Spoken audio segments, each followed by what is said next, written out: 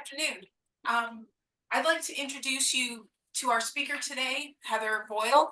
She is a program coordinator and education specialist with the Georgia Sensory Assistance Project.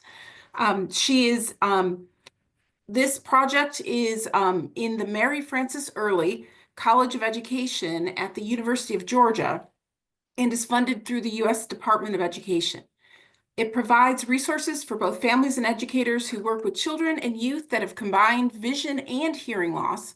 And Heather has over 10 years of experience working with students with different types of impairments. She has a Master's of Education from Texas Tech University. And I wanted to thank you, Heather, for taking your time to share your knowledge with us today. And she's going to be speaking on the best practices when working with students who have sensory impairments at the college level. Okay, Heather, it's all yours. Thank you, Cynthia. I'm going to go ahead and share my screen before we get started.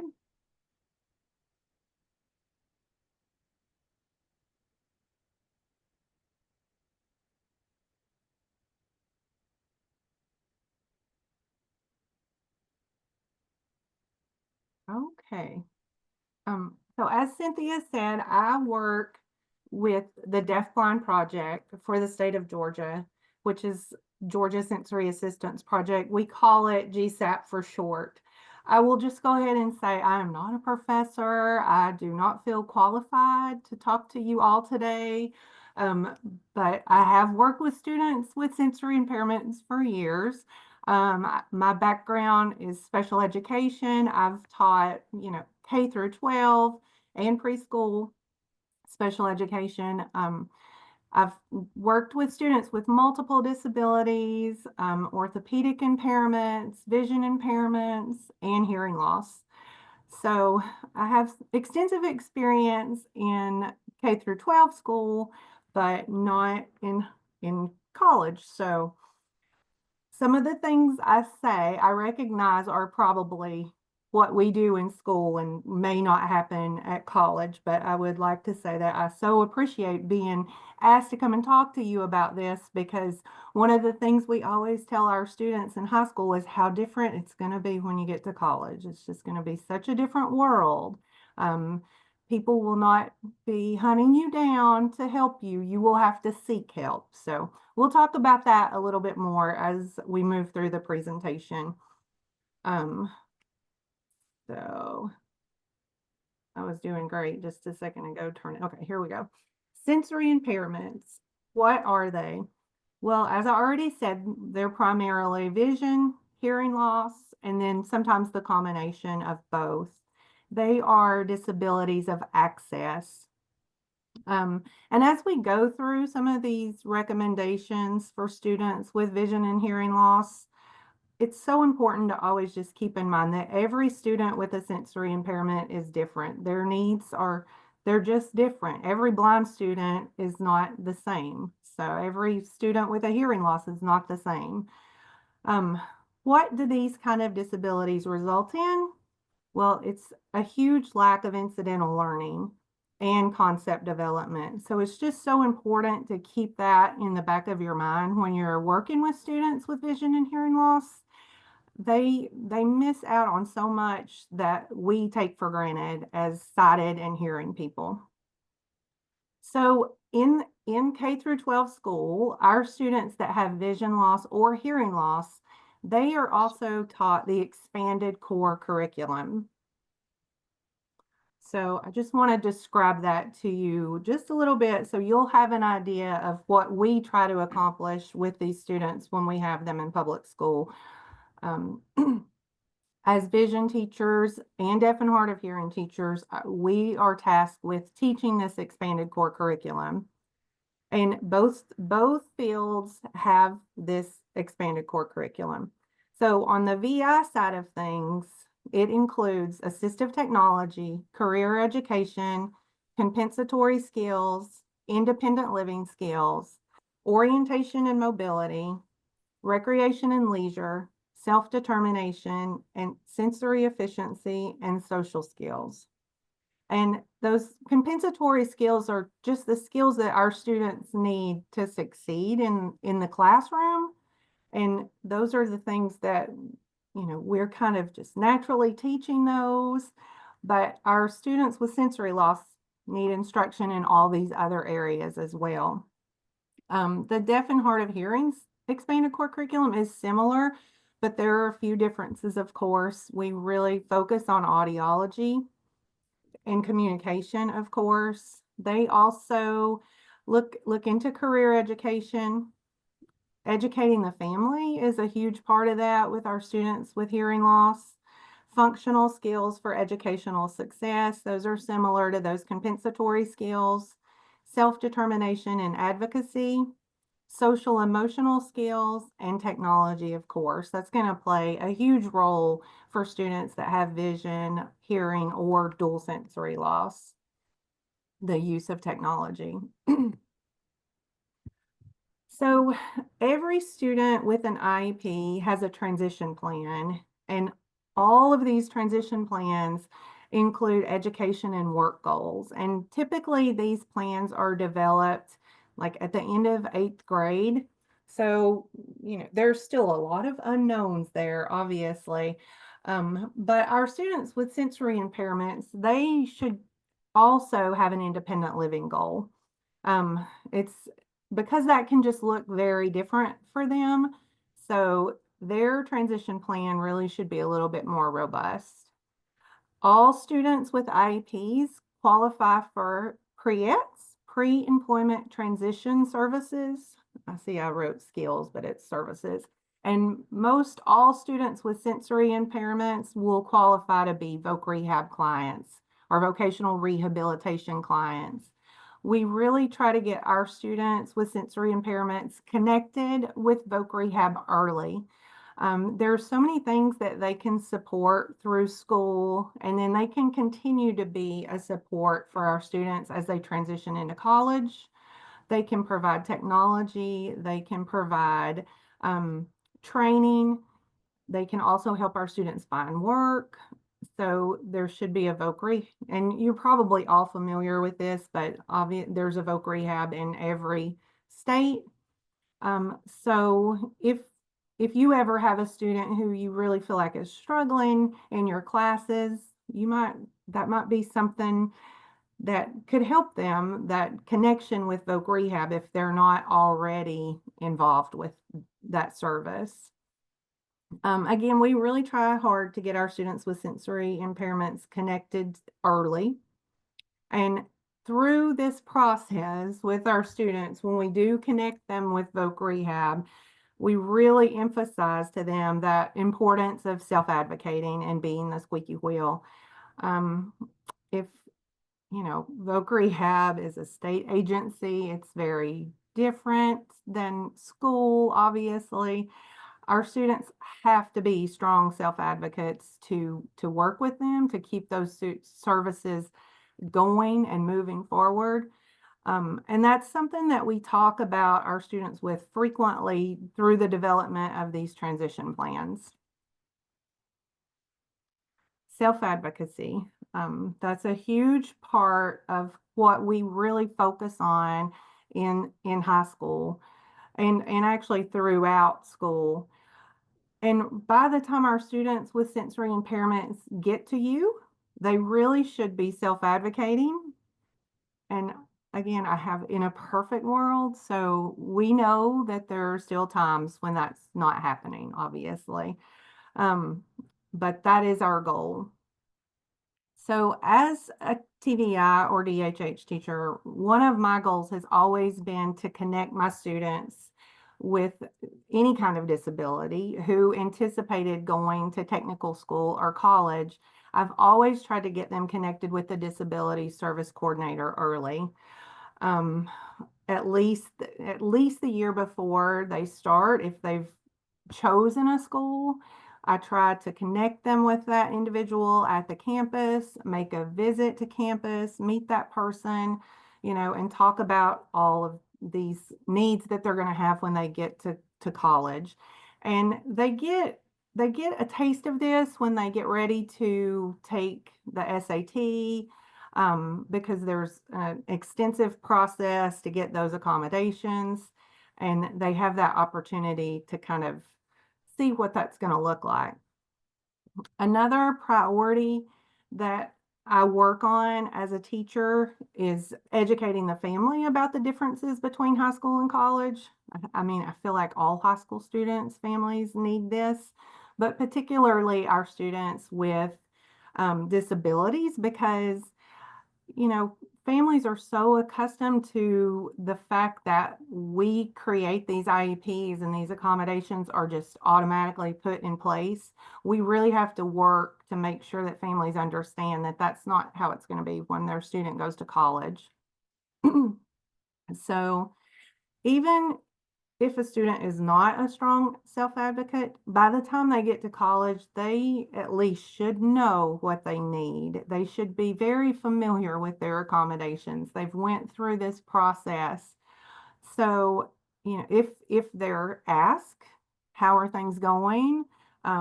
What can I do to help you succeed more in class? Just that opportunity to advocate when maybe they're not comfortable with that yet just can be so beneficial. Keeping those lines of communication open and checking in with them is very helpful too. Um, just asking them what they need and what works for them. So I see a question in the chat. That's not something I've been monitoring. Is that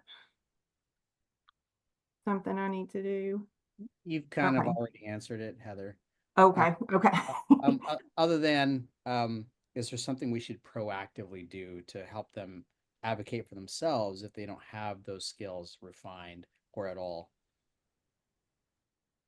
That's a great question. And yes, I think I kind of touched on that, just checking in. That check-in gives them that opportunity. And during that check-in, encouraging them to continue to advocate and let other professors know. It's as a school teacher that works with students with vision and deaf and hard and hearing impairments, you almost become their person because you're their case manager. And I know that it's not going to look the same at college, but I think we all know that connection piece is huge. And it might just be that one professor really is that student's person, who they're super comfortable with. So it's all about relationships. Okay. So just briefly to give you an idea of what I do in the Deaf Blind Project, which is very different than probably a lot of the students that you work with. But we do come across some students that have progressive vision and hearing loss. So school teams can call us to come in and provide support. We do not provide direct services, but we can go in and provide support, resources, technical assistance to school teams that work with students who have dual sensory loss. So this is just one example of what walking into a classroom can look like. This was a 5th grade classroom, and I know this is far, far from where you guys are. But this particular student has, she just got one cochlear implant. So she has one cochlear implant, one hearing aid. She also just lost one of her eyes. So she has a prosthetic eye. She has a tiny, tiny bit of functional vision, but not enough to access print. She uses an array of technology in her classroom, including like a personal mic system. She has a Perkins Brailler. She has a refreshable Braille display. She just has a lot of AT. She uses a cane. So when I went to see her in this particular class, and I'm not criticizing teachers at all here because it's a tough scenario. She has a one-to-one parapro. She's sitting on the side of the room, and all the other students are in their typical desk in the center of the room. She's on the side of the room with her parapro. She does not have Braille under her fingers. She does not have the classwork there that's accessible to her. The teacher is at the smart board, which is what we all have in public school. She's describing the lesson and the assignment for the day, but it's this extremely complex kind of activity where it's almost like a choice board, and you pick one thing and it takes you somewhere different, and then you pick something else and you go somewhere else. And she's just kind of running through these directions very quickly and not really describing it in depth, like to the degree that someone who was blind would need. So in this particular scenario, we've got 3 things that we really need to work on. This student does not have access to what materials are being presented, to what is expected of her. Socially, she's kind of excluded, and that's a super big challenge when you have a paraprofessional. And then also the content, she's not getting the content. There are things on the smart board that she's not understanding. She can't see them. There's pictures. They're not being described for her. So in this case, what we would do for the deaf-blind project for technical assistance, we would kind of go into a situation like this and try to help the team fix this.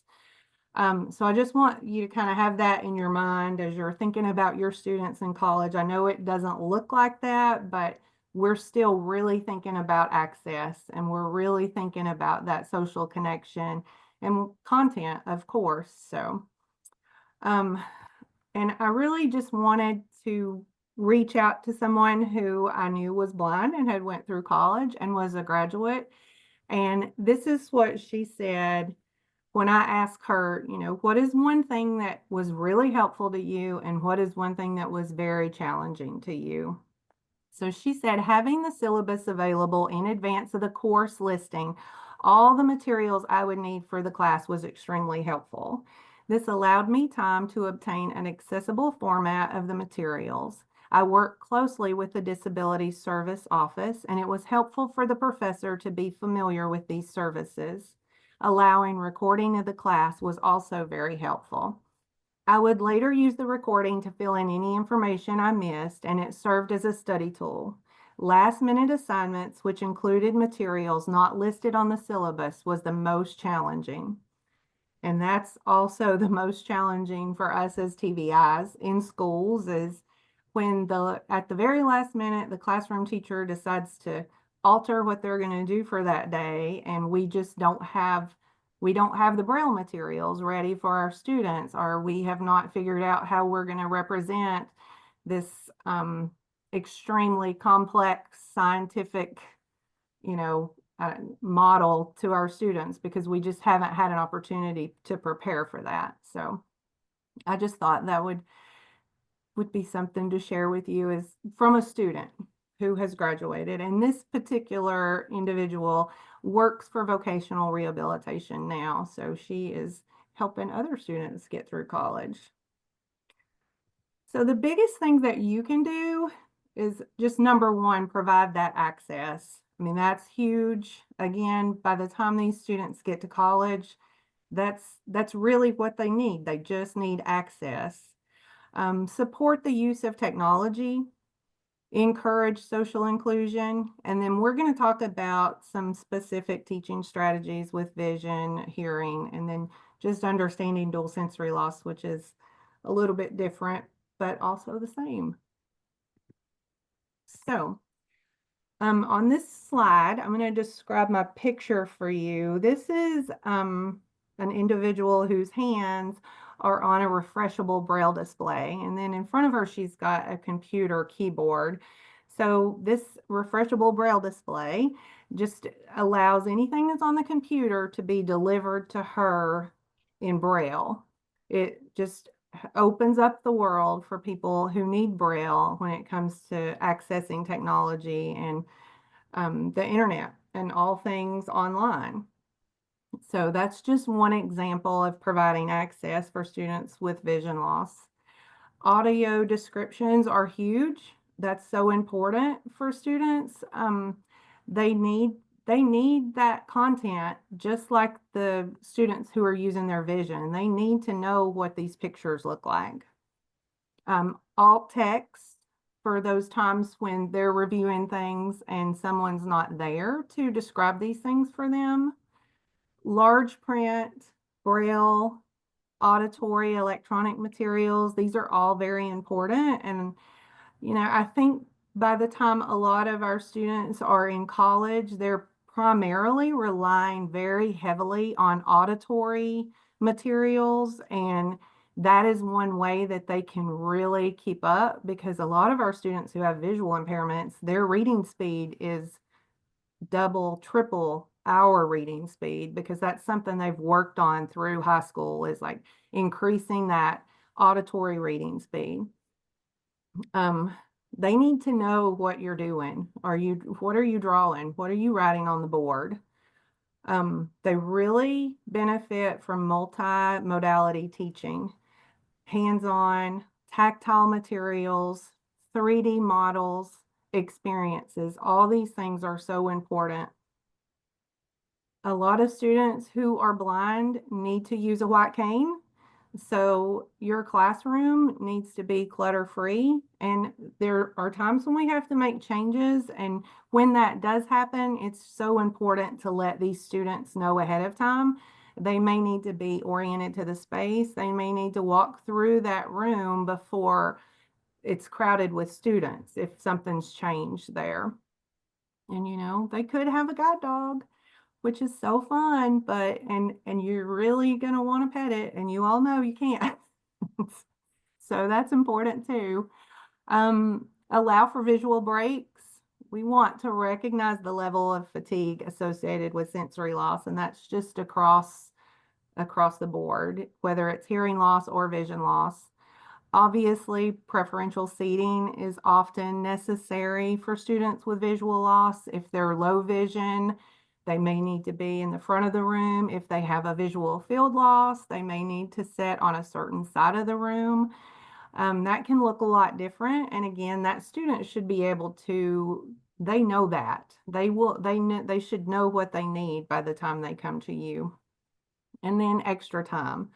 And a lot of these things are very generic and common, but it's great to be familiar with them all. And again, just that terminology, like the white cane, that is what we call that. It's a white cane for individuals who are blind or visually impaired.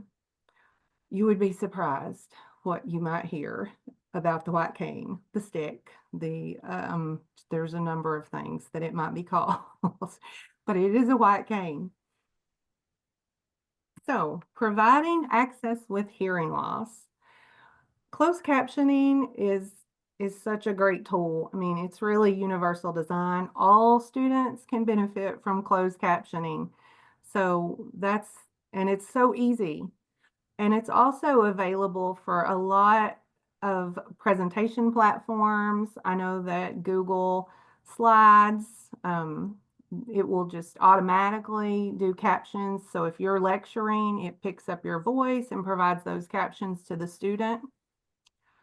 And it seems like not a big deal, but decreasing that auditory clutter and background noise is so important for students that have hearing loss. And I don't know, this is probably not happening in college classrooms as much as it does now in K through 12 schools, but there are a lot of classrooms that just kind of have some background music playing all the time. That's really challenging for students with hearing loss. I mean, it's just a competing noise. So we want to think about that in our classroom. We want to think about how loud the air conditioner is that's right outside the window, and maybe that's not the best place for them to sit. And again, they will probably recognize this, but there's a reason for some of these things. So our students with hearing loss really benefit from the use of visuals. And just simple things. When we announce an assignment, it's so helpful just to write that on the board as well. We want to gain their attention and face them when we're addressing them. And they also benefit from multimodality teaching, tactile materials, 3D models, experiential learning. CART is something that you might end up utilizing in a college classroom. We don't typically have this in K through 12, but that's just real-time translation. Also, it's so important just to consider the language differences between ASL and English. It's different. It's a different language. So it can make very linguistically complex things challenging for students that are ASL users. And that's just something to keep in mind. Understanding the role of the interpreter is very important too. And I think that's different in college than it is in K through 12 school, because they're independent adults there with you. But you know, it's the interpreter is there to interpret. That is their job. They're going to redeliver what you have said. And then we want to encourage the use of technology, personal amplification. You may be asked to wear some type of transmitter for a personal mic system. And that's really important to some students. I see more chats and I'll check those as soon as I get through this slide. Recognizing that level of fatigue associated with sensory loss, we kind of already talked about this, but there's a different aspect around this for students with hearing loss, especially if they use manual language to communicate, if they're ASL users. We've got to keep in mind that they are working so hard to watch the interpreter, watch what you put on the board, and then take notes. So it's a lot. It's a lot all at one time visually. It's important to also try to repeat comments of other classmates and rephrase as needed. And our students who are deaf and hard of hearing may also need preferential seating. And it's often very important for them to have an opportunity to view materials before the start of a lecture. And even adults, many adults who have hearing loss, ask for PowerPoints before sessions like this, for example. So those are just some really important things to keep in mind with providing access. Okay, so Jonathan has asked, does the format of the content matter? For example, Microsoft Word has really good read aloud function, but Google Doc and PDF does not. You will probably find that your students have some type of screen reader that they can access any of these things. Like they can access Google Docs, they can access Microsoft Word. And there are a lot of screen readers that work with PDFs. By the time they get to you, they're going to be pretty tech savvy. And you know, Google Docs is huge in K through 12 right now. So they're pretty good about that. How and where do you convert your handouts to Braille? That is going to be a question for your disability service coordinator. You know, Braille materials for things like textbooks those can be ordered. Those can be ordered ahead of time. And like my friend who made that comment, it's just so important to know early and to be able to make those requests early to get those things converted to Braille or transcribed into Braille. So, you know, you're going to have to work with your disability service coordinator on that, because I can't answer that question for individual institutions. In K through 12, the TVI makes sure that everything is brailled for students. That's our job. Thank you, Ms. Russell. What are the legal advocacy channels we can use? Okay, what are, oh, what are the legal advocacy channels we can use to convince deans that we need to retrofit the physical space? Okay, and it looks like Melissa has kind of answered that. It's an ADA requirement. Yes. And I did, in the resources, there's one resource that I'm gonna touch on with you all at the end that I want you to check out.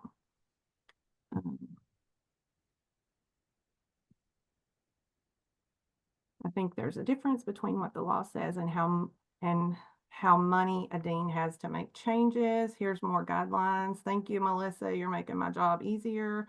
Most LTMs have a built-in screen reader. LMS, okay. There are no lesson plans in college versus grade school. Yes, and I think that's syllabus.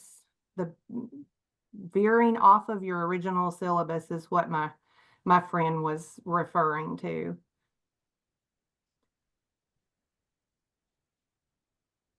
Okay. So I'm going to jump back over here to my slides. I love all this conversation. You guys are way more talkative than school teachers. Okay. Supporting technology. How does this look at the college level? So, you know, one thing is just use it. I mean, hell, like wear that mic system around your neck. You know, it's that simple. And you'd be surprised how often that turns into a challenge in public school, in K through 12 school. So, and encourage the technology because it's such a great tool for all students. And then sometimes there's a lot of technology. I mean, like you saw the refreshable braille display. That's not huge, but our students often, and I think this is pretty common now, and all students probably bring their computer to class, but our students may have a few extra things like that refreshable braille display. They might need a storage area for some things in your room. I feel like that's kind of doubtful, but if you were in a science and there might be things that needed to be stored in your classroom. Use alt text. Make sure your documents are accessible. Provide those audio descriptions and use the closed captioning. Recognize those needs of the interpreter. If you have a student who's using ASL and has an interpreter, she really needs materials ahead of time. And it's kind of important that you consider the fact that she's interpreting everything you're saying. So you have to slow down just a touch so she can keep up. A lot of our students with vision and hearing impairments really struggle with executive function challenges. So scaffolding instruction is huge in K through 12. We do that all the time. I know that that's not something that you can really do as much in college, but when it's possible, it's helpful. Just encouraging those students to use organizational apps, to use note-taking apps, to record lectures. Those things are so important, and allowing them to do that. And then just when we go virtual, don't forget our students with sensory impairments. If your class has to transition to be a Zoom or whatever, Microsoft Teams, whatever you use, it's just important to make sure that those things are going to be accessible for your students with sensory impairments. The interpreter is going to be able to access the Zoom, and we can pin the interpreter. And our student that's blind may need you to email the presentation ahead of time so that they have that. And the student that has a hearing impairment may also need that. So there's just a unique set of challenges for those kind of situations. Social inclusion. You may need to greet and tell your name to your blind student, inform them when you're leaving. These are just kind of blind etiquette that we need to keep in mind. we want to make an effort to include our students in class who have hearing loss or a visual impairment.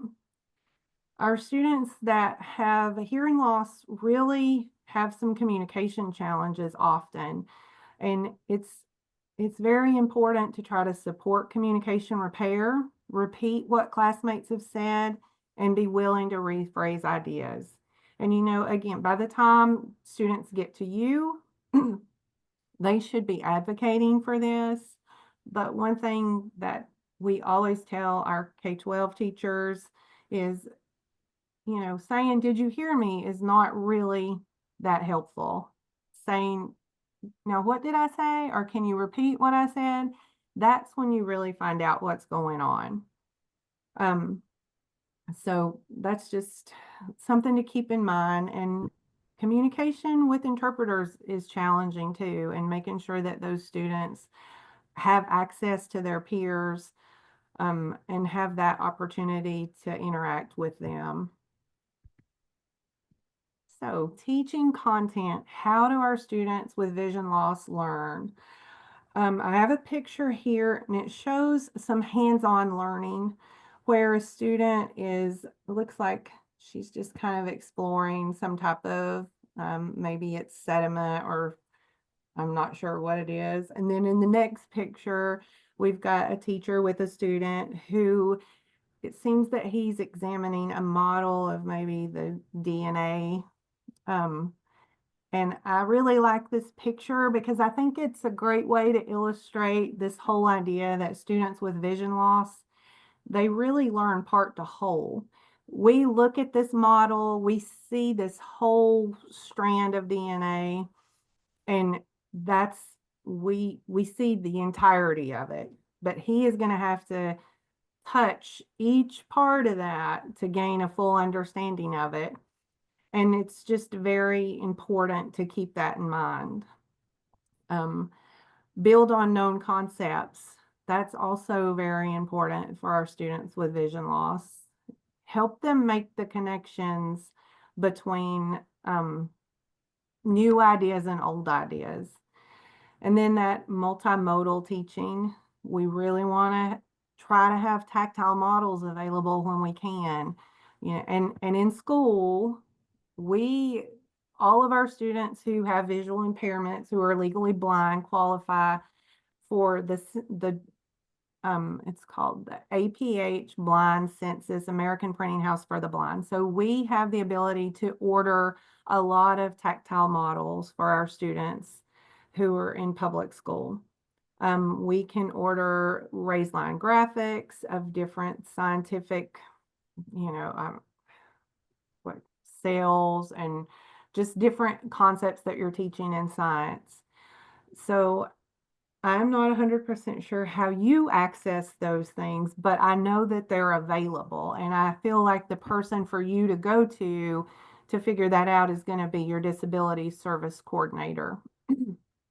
Haptic input is really on the rise with our students that are blind, and using that to present ideas to them. We obviously want to optimize the use of any residual vision and take advantage of any experiential learning opportunities. Let's see a new chat. Okay, Jonathan, this looks like a great opportunity for peer teaching and learning. Classmates could make a model for their visually impaired. I hope that was the right term. Yes, colleague and or person who is visually impaired would instruct peers on how to create a model that would help them most. It's so funny that you say that, because that little student that I was just talking about, that is one of the things that ended up happening with her. She instructed her classmates on how to make a model of it. Wasn't a DNA sequence or DNA strand, it was a snake. But anyway, yes, that's a great idea. Okay. So teaching content, some strategies for our students with hearing loss. It's so important for our students with hearing loss to have this opportunity to preview materials before they're reviewed in class. And again, this is useful for students with vision loss as well. But I do find very frequently that adults with hearing loss want these materials ahead of time. In a K through 12 setting, one of our biggest jobs as deaf and hard of hearing teachers is to review any new vocabulary before it's presented in the classroom, because there are a lot of challenges around that for students with hearing loss. Picking up new vocabulary is difficult for them, and we spend a lot of time doing that in K through 12 setting. So it's just helpful to get that early. Those communication breakdowns, communication checks, rephrasing things, making sure that the student is with you is so important.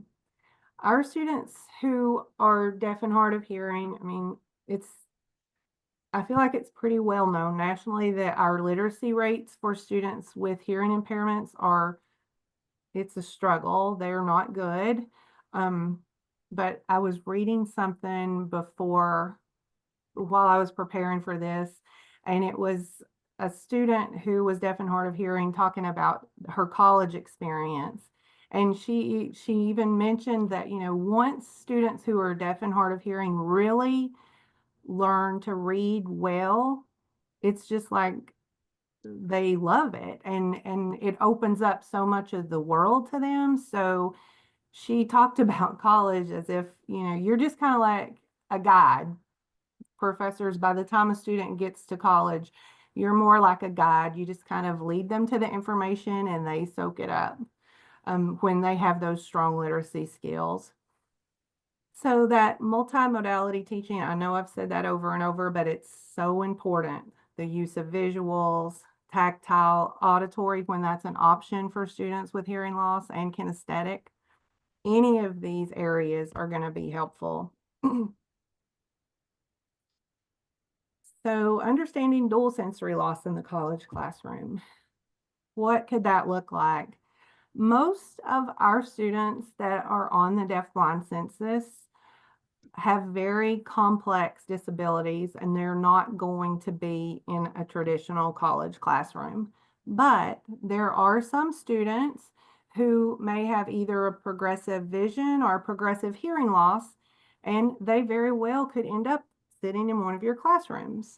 So all of the things that we've already talked about do apply to these students. They could use any combination of the materials, the strategies that we've discussed, but it's just so important to remember that there's a multiplicative impact when you have dual sensory loss. So it's not just deaf plus blind, it's deaf times blind.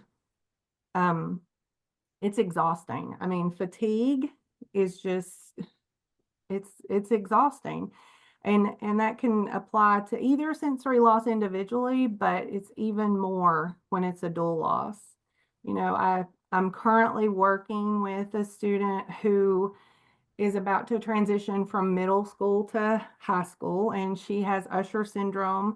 So she is deaf and she uses ASL to communicate, and she is slowly losing her vision. But she is a perfectionist and just works. And she's one of the few students that I've ever encountered in middle school who would prefer to go to a study skills class so she can keep up with her assignments instead of go to gym. I mean, she's incredible. So I think it's so important to remember that fatigue piece, to remember pacing for these students, and just to keep in mind the emotional impact of these progressive conditions. It's, I mean, it's really difficult. It's very difficult to accept that level of loss. And it's a constant change. It's not just a one day and everything's different. It's every single day, everything's changing just a little bit.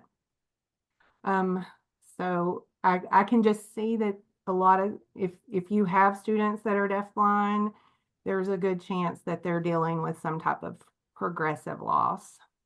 So you just need to be aware and be on the lookout for these subtle changes, because sometimes they, they can sneak up on a student and they don't really realize this change. It might even be something that someone else notices before they do, that maybe they're tripping over things more, or they miss something on the board that they could see 3 weeks ago. So it's a beast. And these students might have a support service provider. Another name for that now that's kind of coming on the scene is a co-navigator. And that's just an assistant basically who can help them navigate, help them access communication, and just access campus and anything they need. And it's the change from support service provider to co-navigator is all about the fact that this deafblind individual is really in charge. I mean, they're your teammate, they're working with you, and they are driving their own train. So I would really love to see that in a college classroom. So basically, we started out with the idea of this little 5th grade student who's sitting on the side of the classroom. She does not have Braille and she is blind. Her teacher is, standing up at the board, but not really describing what's going on. So how can we fix that? Well, one thing is, like, she does not need an interpreter, but we can provide access like this picture shows when we offer students interpreters, and that's ADA, that's required. So we want to keep that in mind, that providing access, just like this picture shows. And just a few things to keep in mind about this picture. This interpreter is wearing black, and that's so that there's a nice contrast between her hands and the background. So that's easy to follow visually. This student has good access to the sign language. She's in front of the board a little bit, but she's not standing right in front of where the professor is teaching or the teacher's instructing. She's kind of over to the side. There's just a lot of things to keep in mind when you're using an interpreter.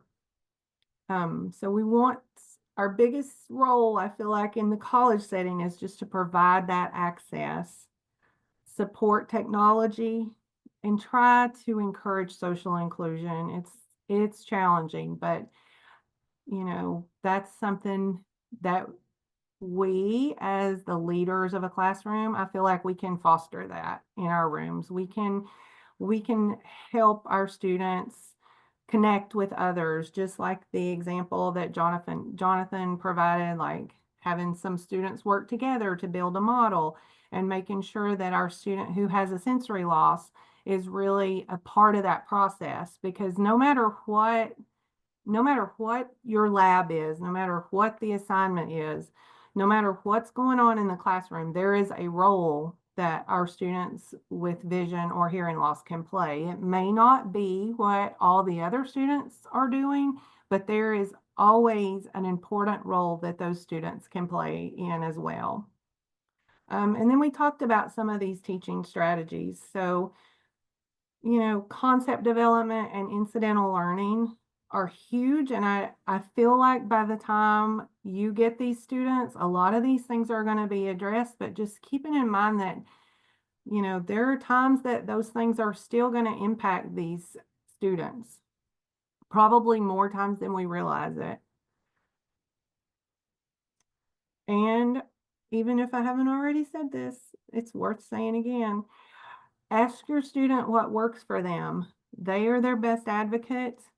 They may not be just beating down your door all the time to tell you what they need, but if you ask, most of them can tell you what works for them. And I really feel like all of them can by the time they get to college, because there's a lot of things that they have accomplished to make it there in K through 12 school. And, I think that's one of the biggest things that we need to work on in high school is holding our students who have hearing and vision loss to this holding them accountable as well. Like we want to equal the playing field, but we want our students to deliver. We need them to understand these concepts so that when they get to you, they're ready.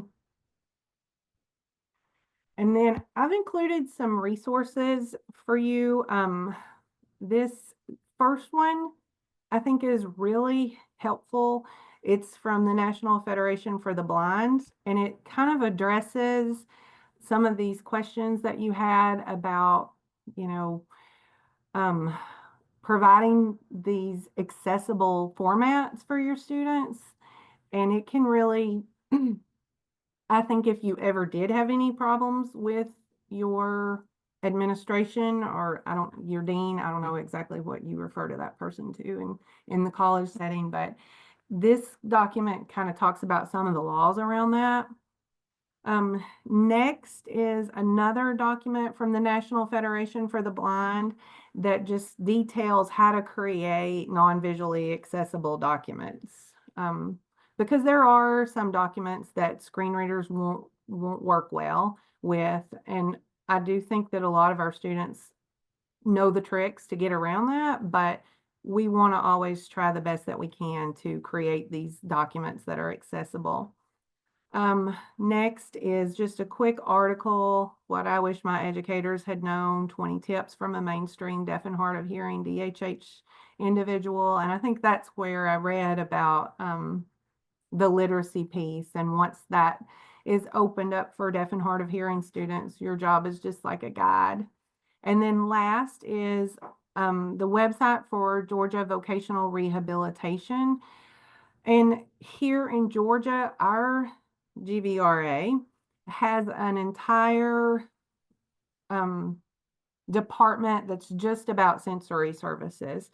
So they have my friend who I included the quote from, she is over the vision side of things. And then they have an individual who's kind of over the deaf and hard of hearing area, and also a deaf-blind coordinator. So, and there are VR counselors that work in those departments that serve our students who have that primary disability of vision or hearing impairment.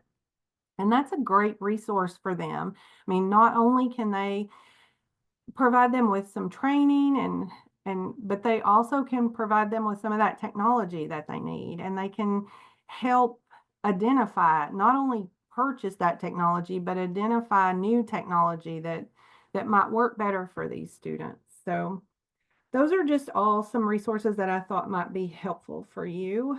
I see a couple more chats. Can we either get access to the slides, or can you copy and paste these links into the chat? You can have the slides. You can have the PowerPoint. Our courses are heavy with new vocabulary. Do you think both a document with vocab list as well as a video describing vocabulary would be helpful? I think that would be extremely helpful for a deaf and hard of hearing student. Yes. A document with vocab would be huge. Videos would be great. Either or. What do we do that for our students? The CC option on our videos is gold and all students appreciate it. Yes, we do that for all our students. Yeah, that closed captioning's fabulous. I'll see. Oh, I got all off track with my slides. Questions. I mean, will we have access to the slides? Yes. Are there any recommended AI programs to support students? Oh boy, there are so many AI programs out there. And, I think that a lot of that is just going to be their personal preference as to what they use. I mean, I feel like for our visually impaired students, Apple iOS that's kind of like the gold standard. And of course, there's Apple Intelligence now, which I've not played with a lot, but my phone's driving me crazy because it does flashing lights all the time for its new AI feature. So I think that's just going to be up to the student, but yes, I think it will be a game changer for students with disabilities all across the board, particularly visually impaired students and deaf and hard of hearing students. And we as teachers use AI often. So it's great. We will post them with the recording. Okay. I just want to thank you all for having me. And if there's any more questions, I will try my best to answer. I'm going to stop sharing. But it was fun talking to all of you, and I do appreciate your effort to try to better serve your students with sensory impairments, because it's a tough field. Thank you so much. Cynthia, did you have any final thoughts? It's very illuminating, especially knowing how content heavy we are. I video lectures, and I do vocabulary while I'm lecturing, but I imagine that is so overwhelming for a student with visual or hearing, because they're probably trying to pay attention to the new content as well as the new vocabulary. And so that's why I was asking about kind of separating them. This is Heather. I think that, and that's another with that's just an interpreter thing that I'm used to now, identifying myself before I talk. I think that if you are willing to do that, that is fantastic. That would be great. Heather, can I ask, sorry, Cynthia, can I ask a question? I was going to give you the final word, but then I've got a question as a Okay. burning. What can we do at higher education to help you at K through 12? Oh,